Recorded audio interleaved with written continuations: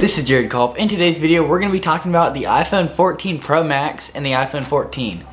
So the iPhone 14 Pro Max is $1,100 on their website, and the iPhone 14 Pro is $1,000. So starting off with the screen size, the screen is 6.7 inches on the iPhone Pro Max, and the screen is 6.1 inches on the iPhone 14 Pro. The storage can range anywhere from 128 gigabytes, or you can buy it at 1 terabyte. It has Pro Motion technology with adaptable refresh rates up to 120 Hertz. Has HDR display, and the brightness goes up to 2000 nits at peak brightness, which is outside. So the chip is another thing. The A16 Bionic chip. It has 6-core CPU with 2 performance and 4 efficiency cores, has 5 GPU, and then 16 neutral engine. So if you know what all that is, good job. The cameras, so going on to the cameras, Pro camera system, very sharp image. If you look at some of the pictures they have, very sharp, good quality. 48 megapixel camera on the main camera, has image stabilization, which is very good.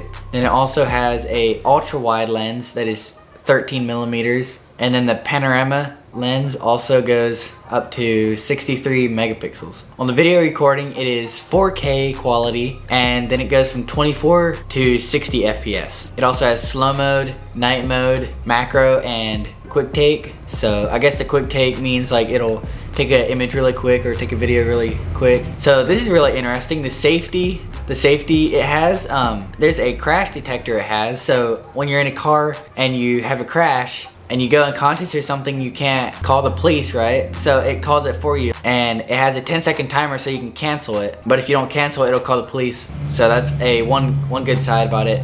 Very good for crashes. So the cellular, it has 5G, and this phone is really interesting because it does not have any SIM card. So you cannot put any SIM cards or any SIM card slots in it, but it has 2 eSIM. So you can't use the actual physical SIM cards anymore on this phone. And also, if you're out in the rural places where there's no service, you cannot connect to any cell phone towers, it will connect to the satellites. It'll tell you which way to point your phone. Not as fast as the other service, but it is good. So moving on to the power and battery. So a video playback can last up to 29 hours of charge till your phone dies, and then a video playback streamed is 25 hours. Then an audio playback is up to 95 hours, which is pretty impressive.